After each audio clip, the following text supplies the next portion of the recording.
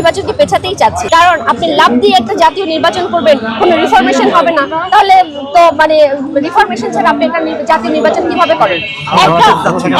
একটা অভ্যুত্থানের পরে, না আমি স্পষ্ট কথা বলি, একটা অভ্যুত্থানের পরে এই দেশটার যে বেহাল অবস্থা, একটা ডিজাস্টার অবস্থা, এই ডিজাস্টার অবস্থায় একটা জাতীয় নির্বাচন কি আপনারা চান? আমি গণমাধ্যমকে জিজ্ঞেস করতে চাই, জনগণকে জিজ্ঞেস করতে চাই, জনগণ কি চায়? চায় না। আমরা আগেও বলেছি যে আমরা জনগণের কথা বলতে চাই, আমরা আমাদের কথা বলতে চাই না, আমাদের কোনো ব্যক্তি স্বার্থ কিছু নাই, আমরা নিজেদের স্বার্থের জন্য কিছু করছি না। তখনও আমরা জনগণের জন্য মাঠে নেমেছিলাম, আজও যে কথা বলছি জনগণের পক্ষ থেকে কথা বলছি। জনগণ চায়, জনগণ চায় না যে এখন নির্বাচন হোক। আপনি প্রত্যেকটা জনগণকে মাইক্রোফোন ধরে কথা বলেন যে জনগণ চায় কিনা যে এখন নির্বাচন হোক। কোনো জনগণ চায় না যে এখন জাতীয় নির্বাচন হোক। সুতরাং জনগণের পক্ষ থেকে এনসিপি উদ্যোগ নিয়েছে যে আগে স্থানীয় সরকার নির্বাচন হোক, এরপরে জাতীয় নির্বাচন হোক।